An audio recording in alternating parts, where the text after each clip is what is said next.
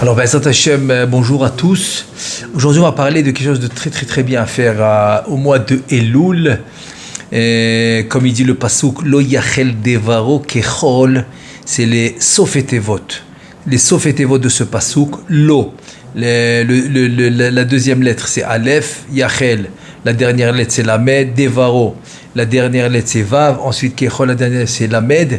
Ça fait Rachetevot, Sofetevot, Elul. Tu vois, les initiales de ce pasuk à la fin des mots, ça donne Elul. Ça veut dire que les Nedarim, là-bas c'est écrit dans la paracha des Nedarim, Lo Yachel Devaro, ça veut dire il faut respecter sa parole. Il ne faut pas rendre sa parole chol. C'est quoi chol? C'est quand tu promets quelque chose et tu ne le fais pas.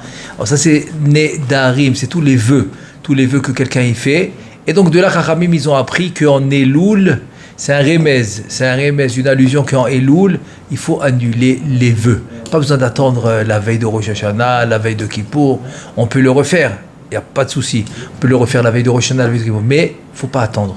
Il faut le faire en Elul et prendre trois personnes et annuler ses vœux.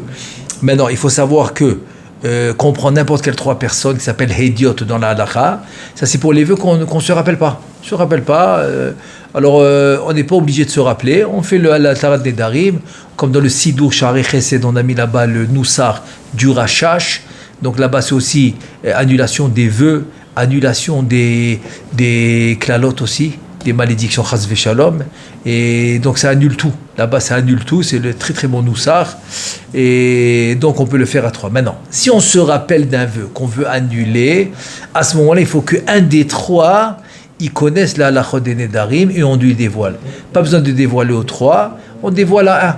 Un des trois, on lui dévoile c'est quoi le vœu, et le vœu qu'on veut annuler, et là il va trouver un pétard, ce qu'on appelle pétard, et là, on pourra l'annuler. Ça, c'est qu'on se rappelle du vœu. Mais quand on ne se rappelle pas, on le fait normalement. Une femme, elle peut rendre chaliar son mari. Le mari peut être chaliar pour sa femme. Pourquoi? Parce que ishto kegoufo. La femme, c'est comme l'homme, donc il n'y a pas de souci. Si c'est un ami, les khatrila, non. Qui ne le rende pas chaliar, qui vient lui-même devant les dayanim pour annuler ses vœux. C'est un cas de force majeure, que vraiment il y a une force majeure.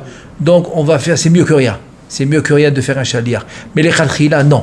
On ne fera pas de chaliar pour un ami et c'est mieux qu'il vienne. C'est vrai qu'on a dit cas de force majeure et parce que pour Rosh Hashanah, il faut être propre. Il faut être propre, c'est-à-dire il n'y aura pas de vœux. Comme ça, les tfilotes pourront être acceptés.